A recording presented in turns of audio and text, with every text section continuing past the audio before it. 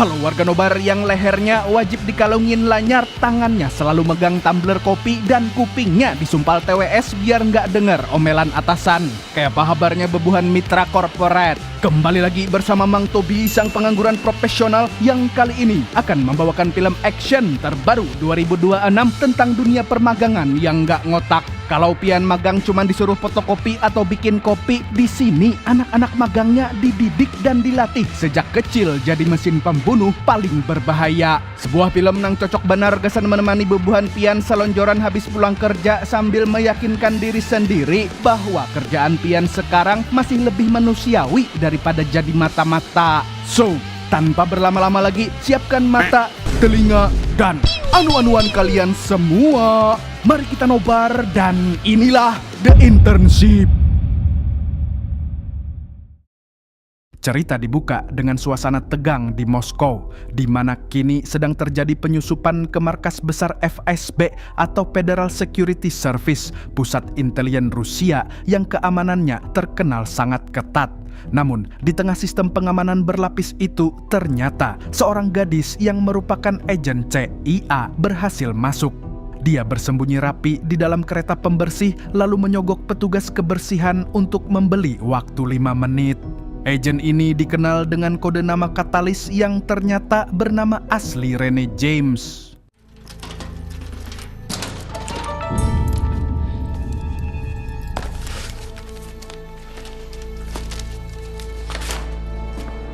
Dalam waktu sesingkat itu, dia sukses membobol sistem keamanan Rusia dan mencuri data super rahasia terkait sebuah proyek bernama The Internship.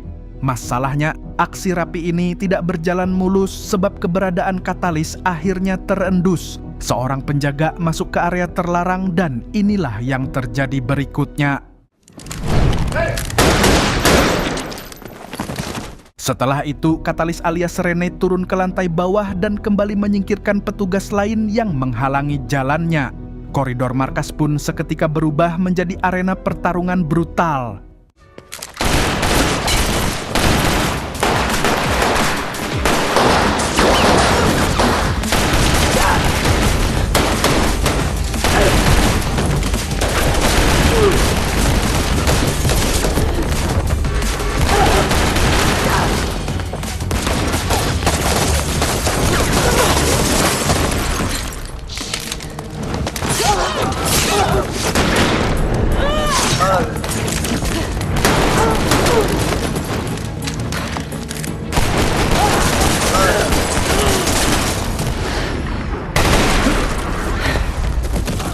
Gadis cantik ini pun membuat penjaga Rusia tumbang satu persatu sampai akhirnya berhasil kabur dari markas tersebut. Setelah lolos, Rene mengirimkan email ke sejumlah orang yang belum pernah dia temui secara langsung. Dari sini terungkap bahwa mereka semua adalah bagian dari program rahasia CIA bernama The Internship alias program magang, yaitu sebuah proyek gelap yang digagas oleh mantan direktur CIA bernama Henry Byrne. Program ini menculik anak-anak sejak kecil, mengambil mereka dari orang tua, lalu menempa mereka dengan siksaan dan latihan ekstrim sampai tumbuh menjadi mesin pembunuh.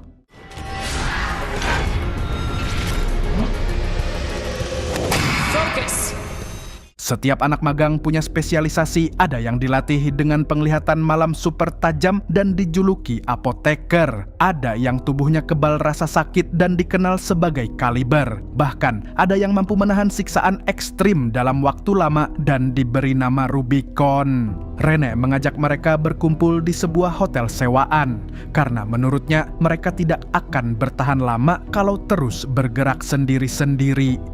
Sebelum pergi, Rubicon yang tampangnya 11-12 sama saya, menyelesaikan misinya terlebih dahulu.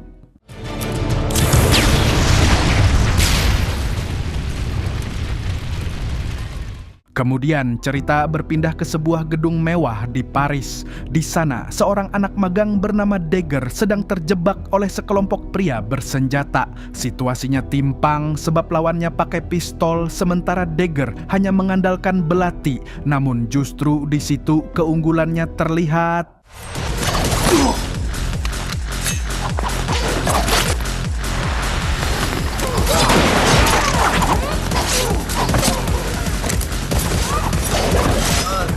Belatinya melayang akurat membuat para penyerang tumbang satu persatu. Saat situasi hampir berbalik jadi bencana, Rubicon muncul di saat terakhir menyapu bersih sisa penyerang. Dagger pun kemudian dibawa pergi untuk bergabung dengan Rene yang sudah menunggu di luar. Sementara di sisi lain, kekacauan di Moskow membuat pimpinan Rusia naik pitam. Kai bernama Lebedev, otak di balik operasi intelijen Rusia, murka melihat markasnya dibobol. Rusia ternyata pernah mencoba membuat program serupa The Internship, tapi hasilnya berantakan. Anak-anak magang versi mereka justru berakhir gila dan memilih COD sama malaikat maut. Karena itu, Rusia tidak mau Amerika berhasil menjalankan proyek yang sama. Lebedev pun memerintahkan agen andalannya Vlad Korchenkov bin Panjul untuk berangkat ke New York dan menghabisi pencuri itu. We shall make damn sure that the Americans don't have it either. Cerita lalu berpindah ke markas CIA di mana seorang agen senior bernama Janice Dalton dipanggil menghadap direktur CIA. Di ruangan itu juga ada Dick Jones, petinggi operasi yang wajahnya selalu tampak tegang seolah hidupnya kurang healing. Janice dipuji sang direktur karena reputasinya yang selalu sukses menangani situasi ekstrim. Lalu di sini dia menjelaskan bahwa The Internship adalah proyek Henry Byrne yang bertujuan mengubah anak-anak menjadi senjata hidup CIA. Dan proyek itu dianggap selesai setelah Byrne tewas. Dick Jones menambahkan bahwa Rusia juga sempat meniru tapi gagal total. Masalahnya, data terbaru menunjukkan bahwa Rene baru saja membobol Rusia dan mencuri daftar email gelap para intern yang masih tersisa. CIA psychiatrists have examined Catalyst's psychological profile. They think she might be trying to build a substitute family for the one she never had. Puncaknya, dua fakta besar diungkap. Pertama, ada penyusup Rusia berkode Phantom yang sudah menyusup jauh ke dalam CIA. Kedua, dan ini yang paling menghantam, Catalyst ternyata adalah Rene, anak kandung Janice yang dulu terpaksa dia lepaskan untuk diadopsi. Setelah pertemuan itu, Janice memilih mencari bantuan ke orang lama, yaitu Nelson Beatty, mantan pacar sekaligus rekannya di CIA yang kini sudah pensiun dan hidup sederhana dengan jualan burger keliling menggunakan food truck. Diketahui, Nelson dipecat secara tidak hormat dari CIA karena pernah menghajar atasannya sendiri yang kebetulan adalah Dick Jones. Awalnya Nelson enggan terlibat lagi, tapi Janice akhirnya jujur soal masa lalunya. Yang mana saat berusia 17 tahun dia hamil dan merasa tidak siap menjadi ibu, sehingga menyerahkan anaknya untuk diadopsi. Kini anak itu justru menjadi target operasi mematikan. Mendengar itu, Nelson pun akhirnya luluh dan setuju membantu menemukan Rene sebelum pihak Rusia lebih dulu sampai. If the Russians are gonna come here and go after her, they're gonna send somebody that's good. Who? It's an old friend of mine. We have had our disagreements over the years. Okay, define disagreements. So the last time that I saw him, he was trying to kill me. Di saat yang sama, si Panjul sudah mulai bergerak. Dia mendatangi sebuah gereja untuk menemui kontak rahasianya yang menyamar sebagai pastor. Panjul pun meminta dukungan penuh berupa pasukan, senjata, dan kendaraan. We are FSB, not KGB. What is the difference? 2 letters. Saat persiapan hampir selesai, Panjul mendapat kabar dari Lebedev bahwa targetnya bukan orang sembarangan. Lawannya adalah Janice Dalton dan Nelson Beatty, dua agen dengan sejarah panjang sebagai mantan kekasih. Ditambah lagi koordinat lokasi Rene CES sudah di tangan, maka kini Panjul punya semua yang dia butuhkan untuk menuntaskan misinya. Sementara itu, salah satu anak magang sedang diburu habis-habisan oleh agen Rusia. Saat situasinya nyaris berakhir buruk, tiba-tiba dari dalam mobil itu, Rene dan Rubicon muncul, menarik intern tersebut masuk lalu tancap gas menuju tempat aman. Para anak magang yang selamat pun akhirnya berkumpul di sebuah villa terpencil di New York. Satu persatu kisah kelam mereka pun mulai terkuak. Pertama ada Julie, si apoteker, gadis asal New York yang ahli meracik obat dan pernah bekerja sama dengan kedutaan Israel untuk mencuri dokumen penting. Metodenya untuk menghabisi target, yaitu dengan mencampur racikan racun herbal ke dalam teh. Oh, great. Relax. It wasn't these herbs. Kemudian ada Chloe Dagger, perempuan asal Prancis yang pernah menjadi alat bagi anggota kabinet negaranya sendiri. Sampai suatu titik, dia justru diperintahkan untuk menghabisi atasannya. Selanjutnya giliran Elliot Rubicon, dia ditempa di Italia Utara dan sempat dipercaya menjadi orang dekat seorang miliarder teknologi di Inggris. Publik mengenal miliarder itu meninggal karena COD-an sama malaikat maut. Apparently. Well, let's just say I didn't kill him. Yeah, right. Ada juga kaliber pria kribo yang merasa tugas hidupnya cuma satu, yaitu melukai orang seefektif mungkin. Terakhir adalah analis yang pernah ditempatkan bersama diplomat Rusia di Philadelphia yang kecanduan judi. Dari situlah dia belajar membaca aliran uang, saham, dan manipulasi keuangan. Di tengah suasana itu, analis mencoba meyakinkan bahwa meski masa kecil mereka dirampas, setidaknya sekarang mereka tidak sendirian. You guys are like the closest to a family I'm ever gonna have. And personally, I'm really tired of hiding. What about you? You've really been practicing that speech, haven't you? Yeah.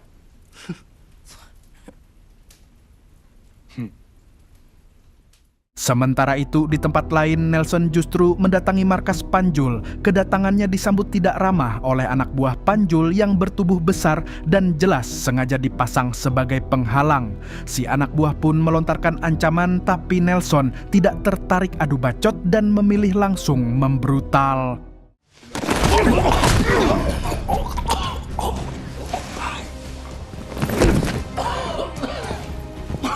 Dia pun dengan mudah melumpuhkan orang itu lalu keluar dan memanggil taksi. Sayangnya, taksi yang datang justru milik mata-mata CIA. Satu anak buah Dick Jones ikut masuk ke dalam mobil sambil menodongkan senjata. Dia memperingatkan Nelson agar tidak ikut campur urusan Panjul. Dan tentunya Nelson tak tinggal diam.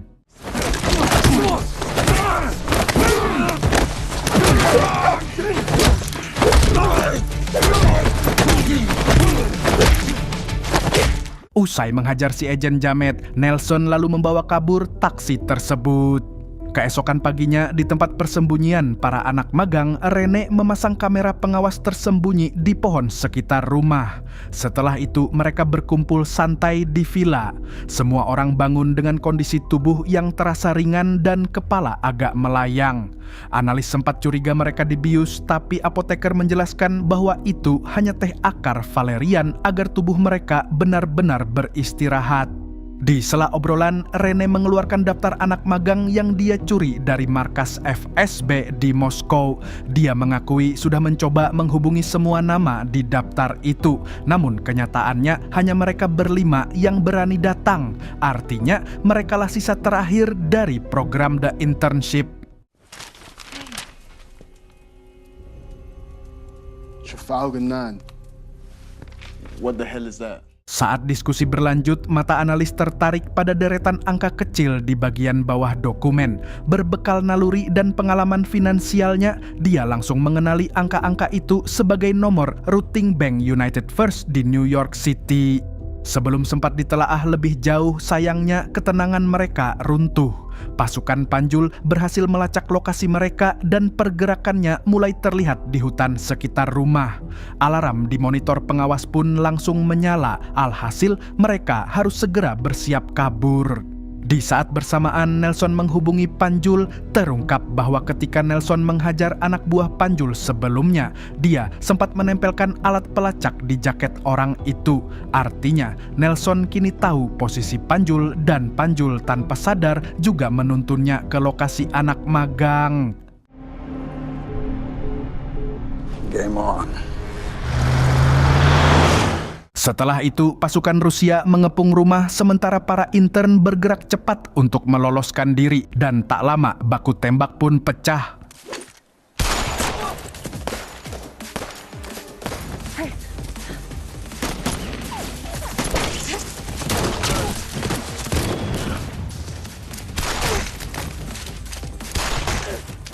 Sementara itu, Nelson juga sudah tiba di sekitar lokasi dan membantu dari kejauhan dengan senapan runduknya. Dia bertugas memastikan jalur kabur anak magang tetap terbuka.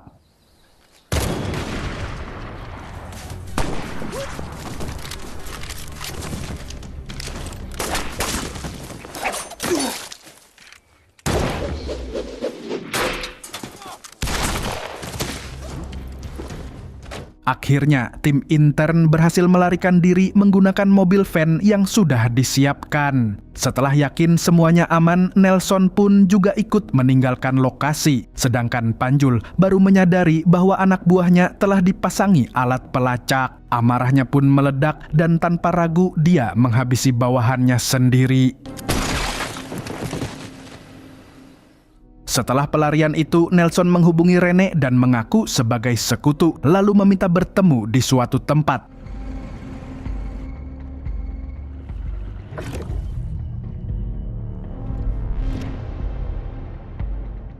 Saat akhirnya bertatap muka, Nelson menyampaikan kenyataan yang membuat Rene terguncang. Dia menjelaskan bahwa dirinya diutus oleh ibu kandung Rene. Tapi Rene tak mempercayainya karena selama ini dia merasa tidak pernah punya ibu dan hanya dibesarkan oleh program internship. Nelson lalu memaparkan masa lalu ibunya yang pahit, hamil di usia 17 tahun, diusir keluarga dan terpaksa menyerahkan anaknya untuk diadopsi sebelum akhirnya masuk ke CIA. Mission is to bring you in.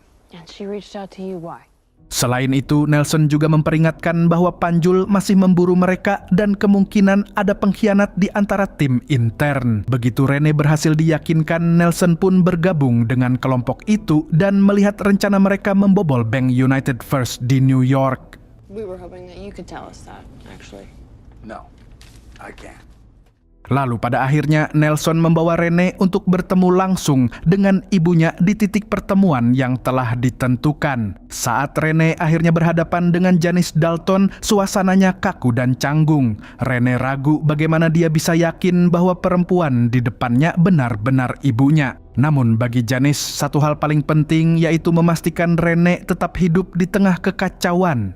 Situasi makin panas ketika Dick Jones tiba-tiba muncul bersama pasukannya. Dengan gaya sok berkuasa, Dick menganggap para intern hanya sebagai aset yang harus dibawa pulang ke agensi. Rene jelas tidak terima. Baginya, mereka bukan milik siapapun. Mereka adalah manusia yang sudah cukup lama diperlakukan seperti alat. Ketegangan itu belum sempat reda, tapi tiba-tiba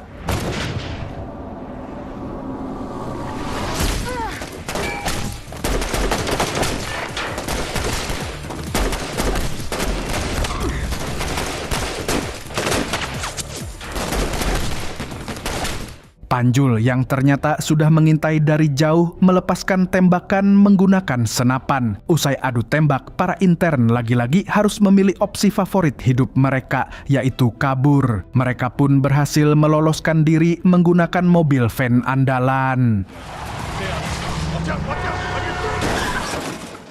Sementara itu, Nelson akhirnya berhasil menghadapi Panjul secara langsung. Panjul sempat mencoba membalikkan keadaan, tapi dia kalah cepat. Riwayat Panjul pun berakhir oleh satu orang yang memang sudah lama muak dengan permainan kotor. Di sisi lain, Janice mulai merasa ada yang tidak beres. Kemunculan agensi CIA di lokasi itu terasa seperti jebakan. Dia langsung menghubungi pimpinannya untuk meminta penjelasan. Namun, seperti dugaan umum di dunia intelijen, sang direktur memilih menyangkal dan bersikap seolah tidak tahu apa-apa. Was it you? I'm not gonna dignify that with an answer, Agent. Lalu cerita beralih ke para intern yang berhasil kabur dan mulai menyadari kejanggalan. Rene terheran-heran bagaimana agen Rusia bisa 2 kali menemukan posisi mereka. Dia pun menduga ada pengkhianat antara anak magang. Lantas Rene memerintahkan semua orang turun dari mobil dan mulai mencurigai satu persatu. Tanpa banyak drama, dia mengumpulkan seluruh ponsel tim untuk diperiksa. Meeting Catalyst's mom, sending location. Dari situlah kebenaran terungkap. Salah satu ponsel menyimpan pesan rahasia yang membocorkan lokasi mereka ke pihak Rusia. Dan ponsel itu ternyata milik si gembul analis. Fakta ini pun sontak meledakkan emosi Rene dan yang lain. Mereka mendesak analis untuk mengakui perbuatannya, tapi analis terus-menerus mengelak. Dia bahkan berniat kabur, tapi tak disangka kaliber langsung menembak mati analis di tempat. Setelah itu mereka mengubur jasadnya seadanya dan kembali fokus ke tujuan utama. Tujuan berikutnya adalah sebuah bank tua yang sudah lama tidak beroperasi, dikenal lewat kode Trafalgar 9. Menurut informasi, bank itu mati 10 tahun lalu. Namun ada kejanggalan sebab tagihan listriknya masih sangat besar, tanda jelas masih ada aktivitas di dalamnya. Sebelum memeriksa lebih lanjut, mereka sadar bahwa pergerakan mereka terus diawasi. Alright, well, I'm going. It's like you said. We're interns. Hell yeah. Begitu mereka berhasil membobol masuk, Rubicon kemudian mengambil alih. Dengan keahliannya, dia meretas sistem pengawasan CIA hingga layar monitor mati total. I don't think I'll ever get bored of doing that.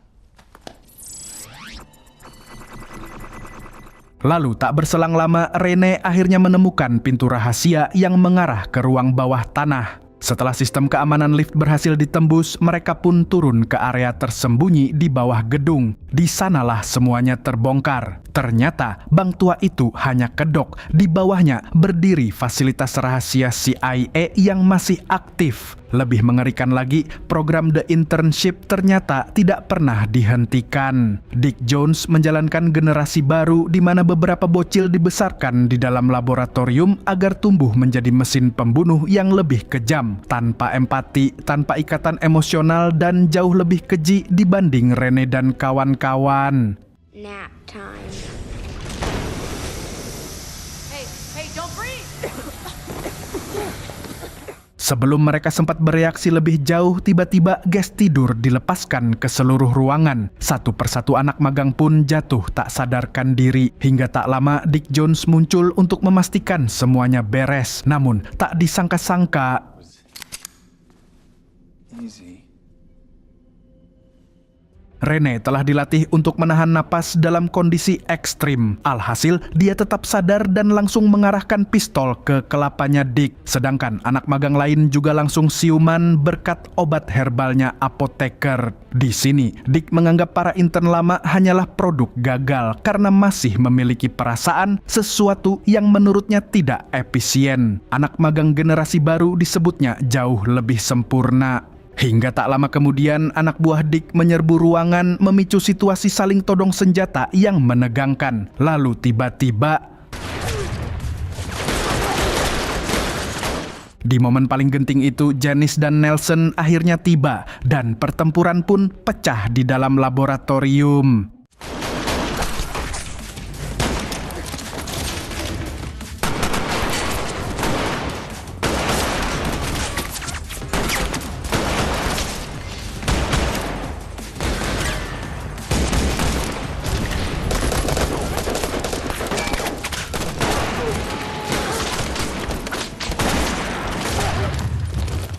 Janice dan Rene bertarung bahu-membahu melawan pasukan agensi, seolah dunia akhirnya memaksa ibu dan anak itu berada di sisi yang sama.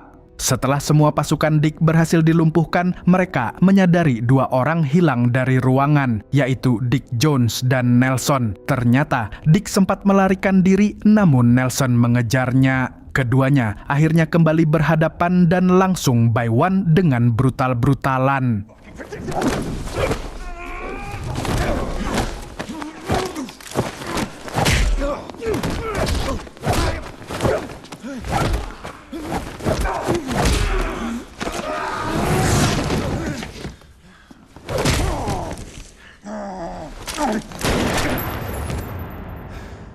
Setelah pergelutan sengit, Nelson berhasil melumpuhkan Dick dan memastikan permainannya benar-benar berakhir. Tak lama kemudian, Direktur CIA muncul. Dia memberikan wewenang kepada Janice untuk mengambil alih program tersebut dengan satu tugas utama, yaitu memastikan anak-anak magang diperlakukan lebih manusiawi.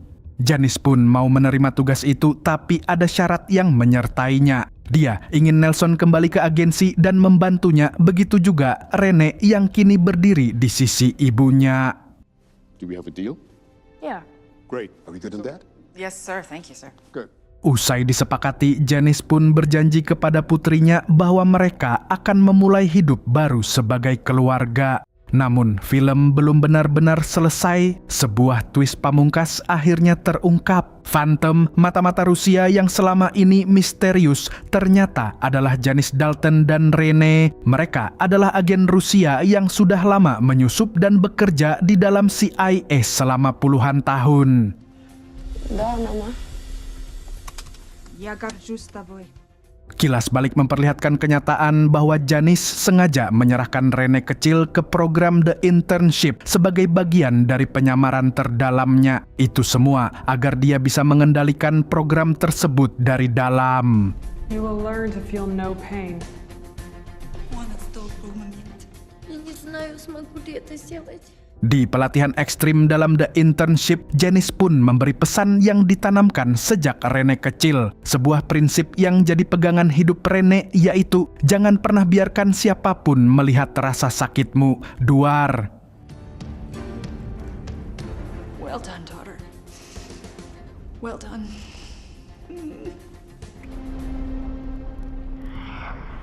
Да, мама. Dan film pun tamat. Dari film ini kita belajar bahwa luka masa kecil yang tidak pernah sembuh akan diwariskan. Gak heran kalau Gen Z sekarang banyak yang pengen child free. Segitu dulu dari Mang Tobi, sang pengangguran profesional yang masih sampai saat ini numpang upload di channel Kreana Drama, mengucapkan sampai jumpa di video selanjutnya. Nah, kalau begitu Mas Yono nih sebagai CEO dan tuan rumah, passwordnya tolong di-spill dong. Ulung Gundul pamit dulu. Terbanglah tinggi si burung kuntul, bawa mimpi ke ujung dunia. Di sana ada cahaya gemerlap, menanti untuk kau jelajah.